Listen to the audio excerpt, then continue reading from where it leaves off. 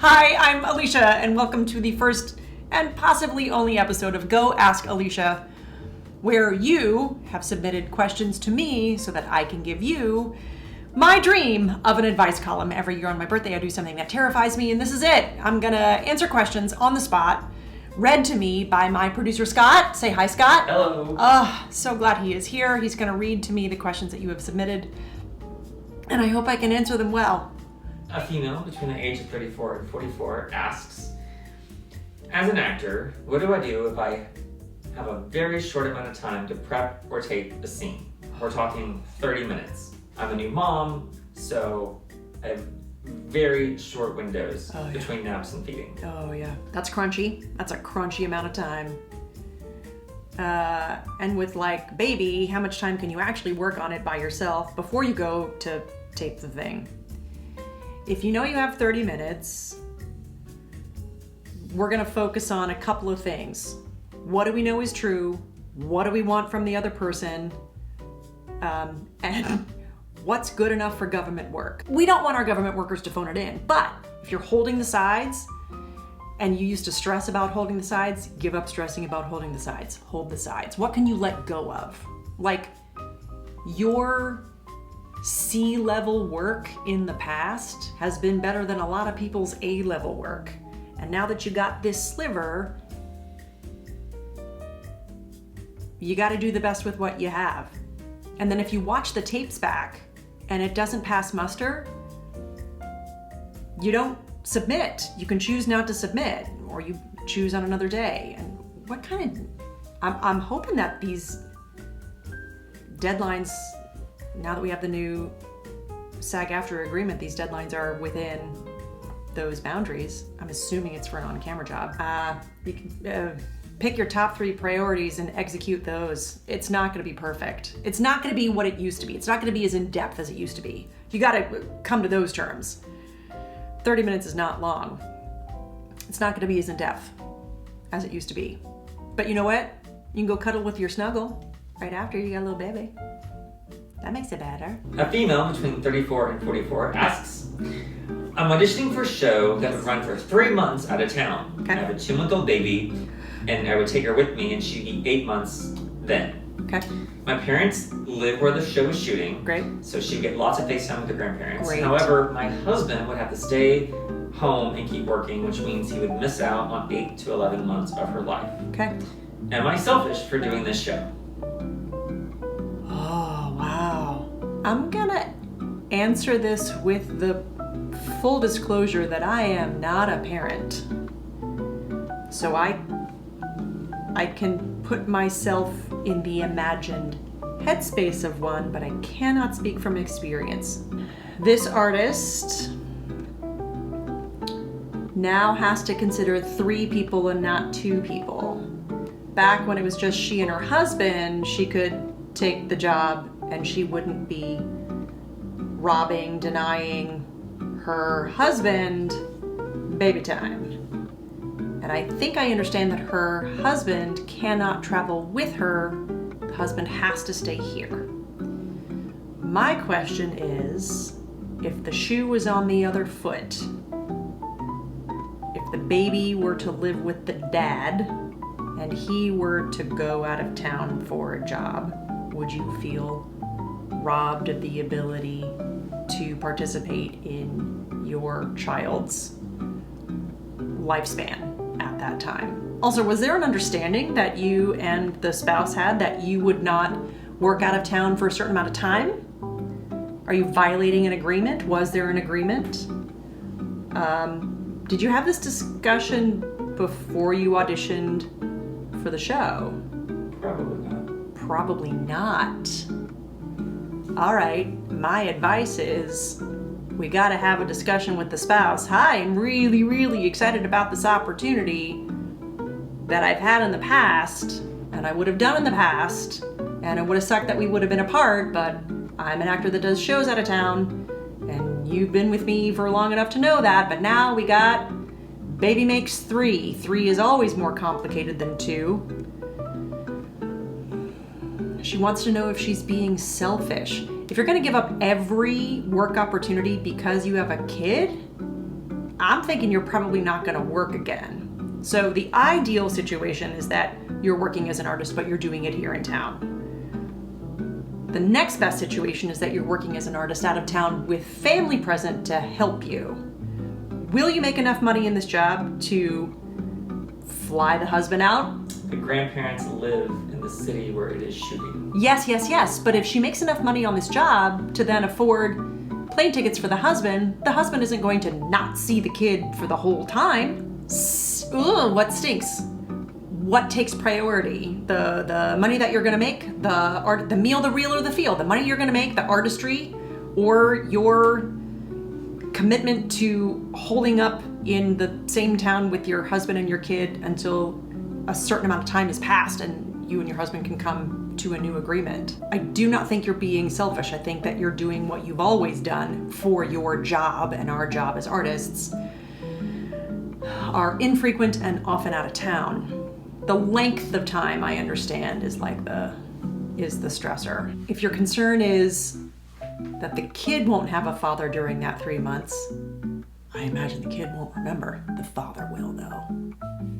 So are you worried that you're being selfish and not considering your husband? Or are you worried that you're being selfish and not considering your kid? Or are you being selfish and not doing the passionate thing? Going to be an artist?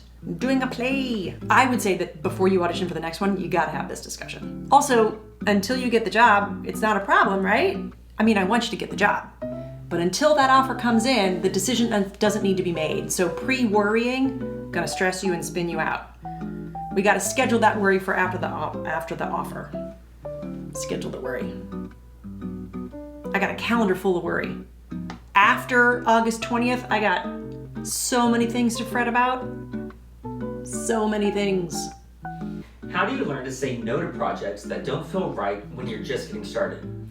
Artists seem to perpetually live in the world of yes and it's hard to say no to paid work when your resume and connections are thin. But sometimes you just know that the project isn't for you. How do you close that door while keeping as many doors open as possible? Ooh, this is a good question. As an artist, we have to decide at what point we are no longer doing free work. And that's a really difficult decision because we're excited about things. We like creating things with our buddies, but there's gonna come a point where you can't afford to work for free anymore. So some of the language that I use when I'm asked to do work for free is, this looks really fun. I'm unfortunately not able to donate my time anymore or work for free anymore, or I can't afford to work on this project for free. And then I ask if there's a stipend. And if there's not a stipend, I say, I'm no longer able to work for free, but I really want to find you a developmental actor that might fit the bill. Can you tell me more so that I can recommend someone? Or I refer that particular producer or casting director or director to an acting school or a program for people right out of acting school so that they can find a replacement. So I'm still helpful to my friends, but I'm not giving my decades of talent away for free during a really important weekend or a day of the week that I would have to turn down paying work for this. I think the other part of the question is, how do I make the subjective objective? So when it's on camera work, you can choose if you got to meet 2 out of 3, right? The meal, the reel, and the feel. Is it paying you well? Is it going to get you footage for your reel? Or do you really, really love the project? And the project has to meet 2 out of 3. And if it doesn't meet 2 out of 3, then you can safely say, no, thank you, I can no longer afford to work for free. And then point that creative team in the direction of finding someone who can fulfill their needs, especially if you care about those people. You can't give away the goods for free anymore. He asks, it's hard to say no to paid work when your resume and connections are thin. Oh, that's true. But sometimes you know the project isn't for you. Oh, so you're not connecting to the material. Oh, so the money is offered, but you don't care about the material?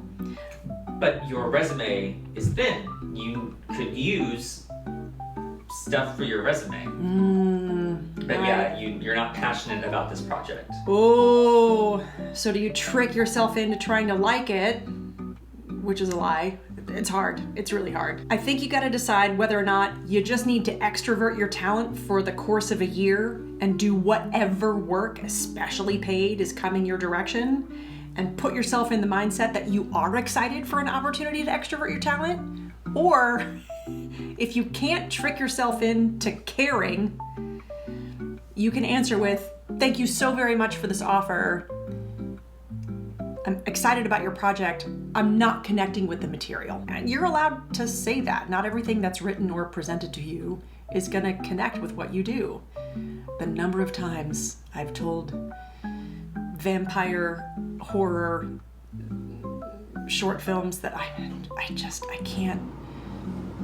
can't try to be a vampire. I can't sell it. I can't sell. Vampire zombie apocalypse. I don't care. I don't. So you're allowed to say no. Just because you're talented doesn't mean you have to say yes to everything. Just because you're a struggling actor doesn't mean you have to say yes to everything. On the other side, if you're just looking for ways to extrovert your talent, you can treat whatever that paid project is like an experiment. He also asks about wigs. Do you have any tips to make them more comfortable? They make my head itchy and achy, but they're expensive, and hair and makeup will murder me if I touch them. Oh no, it's true. Hair and makeup, they are protective and with good cause. That costs a lot of money. Wigs are super itchy. All right, so advice for wigs. Number 1, we gotta condition the business out of that hair. We gotta super conditioner, deep condition. It's gotta be softy, soft. And then I'm hoping your wig and makeup people can consult on the best way to store your existing hair underneath the wig cap. But yeah, it's, like my head is already itching right now remembering wigs. Moisturize that scalp, moisturize that hair, ask wigs and makeup what to do. Hey, super itchy, what do I do? How do I treat my hair so that it doesn't hurt so much before it goes in the wig cap? And just be glad you're not wearing a corset. He also asks, Oh, we got more. What's your best tip on how to master a new accent? Oh, I'm assuming this is a performer rather than just a person who wants to get better at Cockney. That's not real Cockney. Please don't take that as my actual Cockney accent. Mastering an accent, it depends on your resources. There are people who can specialize in that accent who can coach you on it. There are people with pedigrees who can teach you the IPA, the International Phonetic Alphabet, of how to break down that accent, and you can go about it academically. You can go on the internets and you can Google/search the hashtag for your particular accent. Accents are twofold. One is the actual sounds you're making, and the other half is the musicality of it.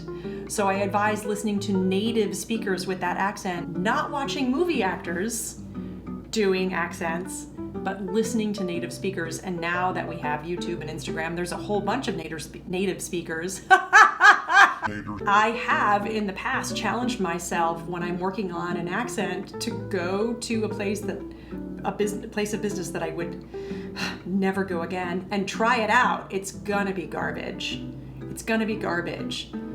But trying it out on a stranger, or trying it out on a phone call, calling friends and leaving voicemails and voice messages so that you're forced to think your own thoughts and have the musicality of that accent come out, can be a good challenge as well. But if you're only using the accent when you're working, I think that's a limitation of your exercise. Whoever you are, do you have my phone number? Call me and leave voicemails in the accent.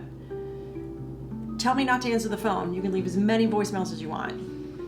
I won't judge you or grade you, and I can refer you to a coach. A male between 44 and 54 asks, what was the best acting note you've ever received from a director and why? And what was the worst? Oh, wow. The best acting note I've ever received from a director was a very small and subtle, person to person, you're enough, do less. And then he walked away. I'm sure this comes as no surprise, but I can be a lot.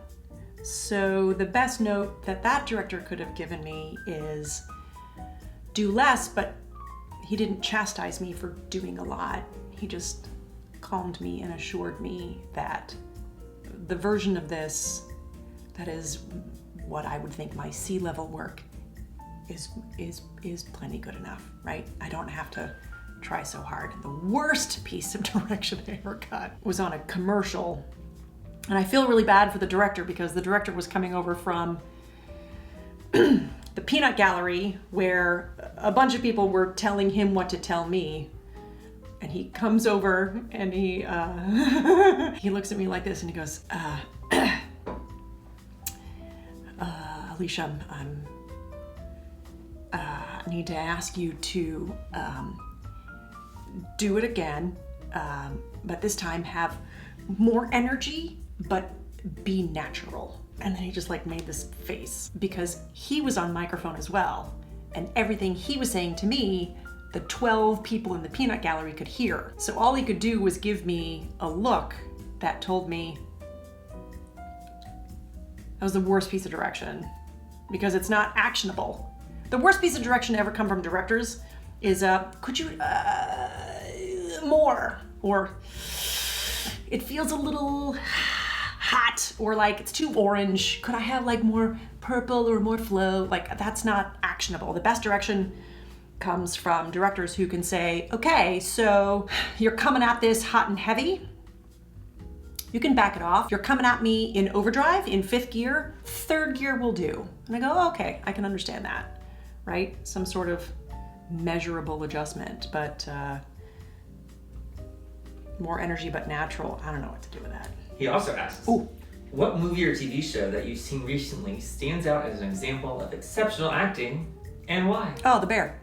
It's The Bear. Specifically, the Napkins episode, which is episode 6 or 7 in season 3, and Ice Chips, also in season 3. What I love about that show is that the creative team seems really to be in cahoots with the actors and the writers. It seems a really cohesive show, and the director's not afraid to hold on a shot so long that it makes me uncomfortable. There is a scene in Napkins, y'all, where Lisa is, nope, that's a spoiler. Nope, not gonna say it. It happens, no, can't tell you.